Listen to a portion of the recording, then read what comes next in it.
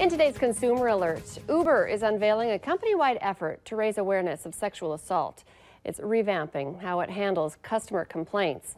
Uber has faced multiple allegations of criminal behavior by its drivers. Adriana Diaz is inside Uber's largest call center in Phoenix, Arizona.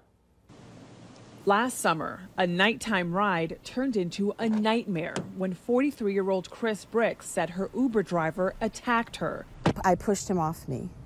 He came at me again and did the same thing, shoved his tongue in my mouth. She reported it, and an Uber rep called her within hours.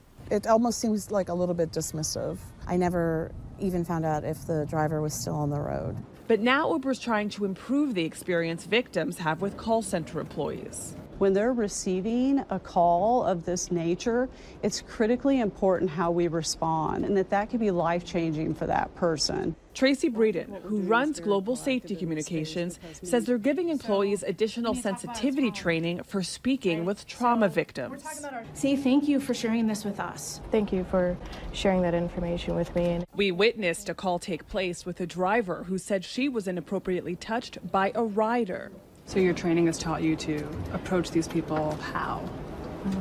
To approach them from an outsider stance to where people feel like they can have trust in the person that they're talking to.